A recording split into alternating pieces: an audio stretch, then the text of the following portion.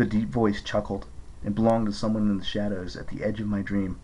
Then a meaty hand thrust someone forward into the light.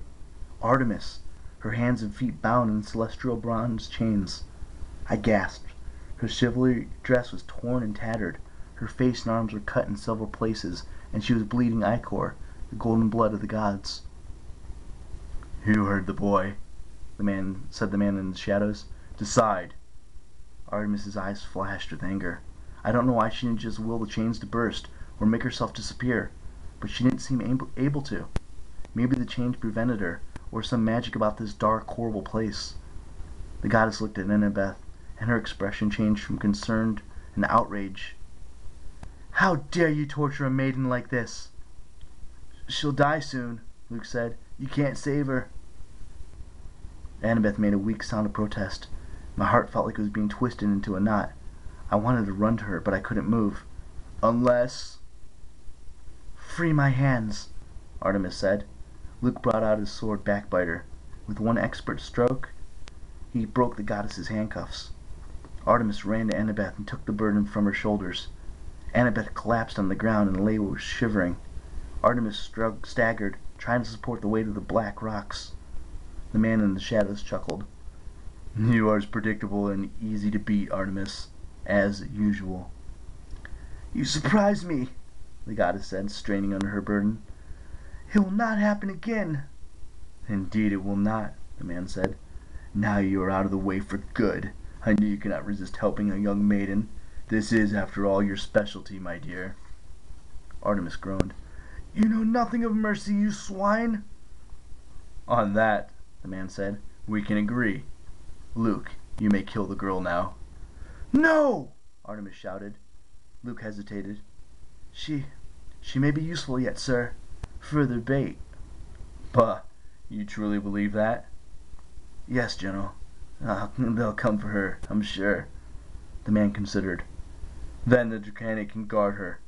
Assuming she does not die from her injuries, you may keep her alive until winter solstice. After that, our sacrifice goes as planned. Her life will be meaningless.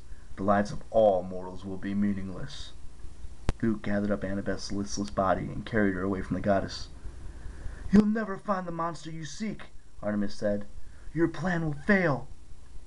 "How little you know, my young goddess," the man in the shadow said. "Even now your darling attendants begin their quest to find you. They shall play directly into my hands. Now, if you'll excuse us, we have a long journey to make. You must greet your hunters and make sure their quest is challenging." The man's laughter echoed through the darkness, shaking the ground until it seemed the whole cavern's ceiling would collapse. I awoke with a start. I was sure I heard a loud banging. I looked around the cabin. It was dark. It was also dark outside. The salt spring still gurgled. No other sounds but the hoot of an owl in the woods and the distant surf on the beach. In the moonlight, on my nightstand was Annabeth's New York Yankees cap. I stared at it for a second, and then, bang! Bang! Someone or something was pounding on my door. I grabbed Riptide and got out of bed. "Hello?" I called. Thump! Thump! I crept to the door. I uncapped the blade, flung open the door, and found myself face to face with the black Pegasus. "Whoa, boss!" Its voice spoke in my mind as it clopped away from the sword blade. "I don't want to be horse kebab."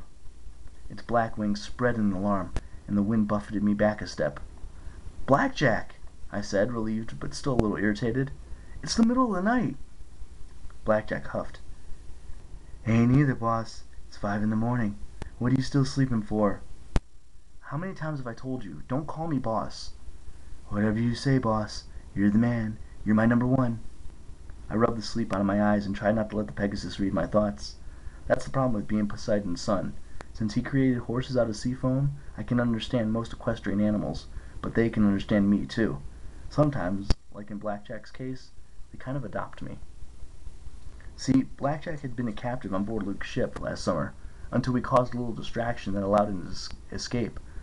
I really had very little to do with it, seriously, but Blackjack credited me with saving him.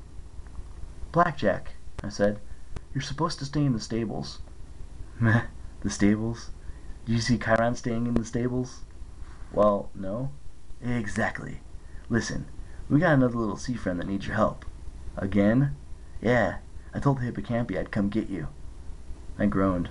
Anytime I was anywhere near the beach, the hippocampi would ask me to help them with their problems. And they had a lot of problems. Beach whales, porpoises caught in fishing nets, mermaids with hangnails. They'd come to me to come underwater so I could help them. All right, I said, coming. You're the best, boss. Don't call me boss.